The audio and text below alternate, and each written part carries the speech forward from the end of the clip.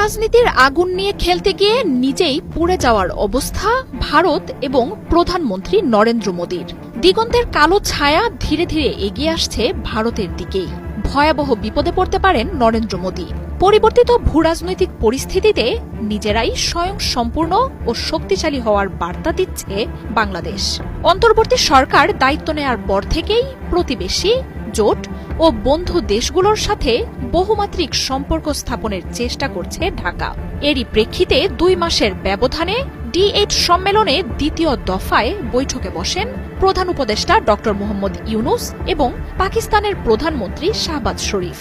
এছাড়াও একই সময়ে প্রতিরক্ষা জোরদারে চীনের কাছ থেকে সামরিক সরঞ্জাম কেনার সম্ভাবনার কথাও শোনা যাচ্ছে। তবে ভারতীয় গণমাধ্যমগুলোর দাবি, পাকিস্তান, বাংলাদেশ ও চীন মিলে ভারতকে ঘিরে ফেলার ষড়যন্ত্র করছে।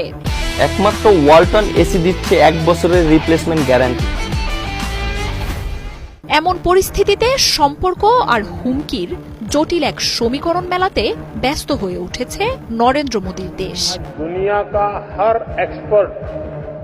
এক দশকের বেশি সময় ধরে বাংলাদেশের ভ্রমণ, বাণিজ্য সহ আমদানি খাতে একচেটিয়া আধিপত্য ছিল ভারতের।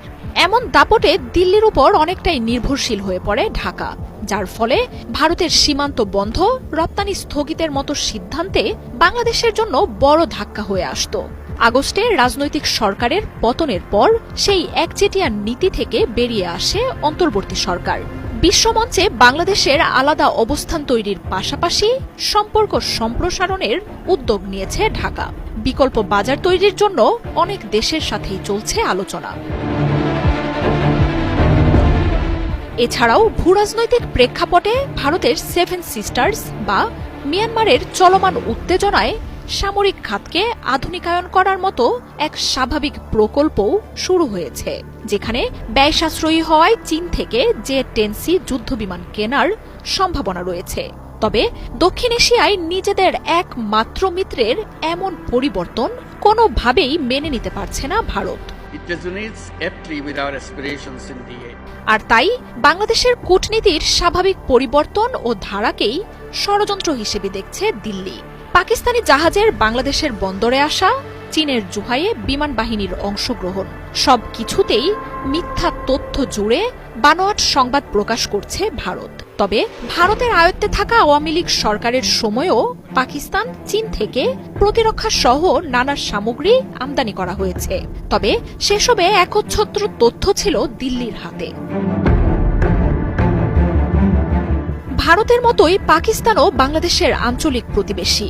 2 দেশের বাণিজ্যও রয়েছে সম্ভাবনা। এই প্রেক্ষাপটে D8 সম্মেলনে একই জোটে থাকা ঢাকা ও ইসলামাবাদের বৈঠক নিয়ে হুড়োহুড়ি পড়ে গেছে নয়াদিল্লিতে। ড ইউনূস ও শাহবাজ শরীফের বৈঠককে ভারতের জন্য চূড়ান্ত দুশ্চিন্তার বলে ফলাও করে খবর প্রকাশ করছে ভারতীয় সংবাদ মাধ্যমগুলো। সে সময় শিরোনামে বলা হচ্ছে, ভারতের কাছ থেকে সরে এসে চীনের আশ্রয় নিচ্ছে বাংলাদেশ। আর এর মাধ্যমে নাকি ভারতকে সামরিক মিত্রদের মাধ্যমে ঘিরে ফেলার ষড়যন্ত্র করছেন শি জিনপিং। প্রতিবেশী পাকিস্তান ও চীনের সাথে বাংলাদেশের যোগাযোগ ভারত নজরে রাখছে বলে জানিয়েছে ভারতীয় গণমাধ্যমগুলো। নিকট অতীতে ঢাকা দিল্লির সম্পর্কের উন্নয়নের ব্যাপারেও আশা কম বলে জানাচ্ছে তারা। তাই দক্ষিণ এশিয়ার দেশগুলোতে চীনের বেড়ে চলা প্রভাব ও সামরিক সরঞ্জামের কারণে ভারতও দ্রুতই নিজেদের প্রতিরক্ষা পরিকল্পনায় পরিবর্তন আনতে পারে বলেও আভাস দেয়া হয়েছে। মার্জিয়া উপমা, ৭১।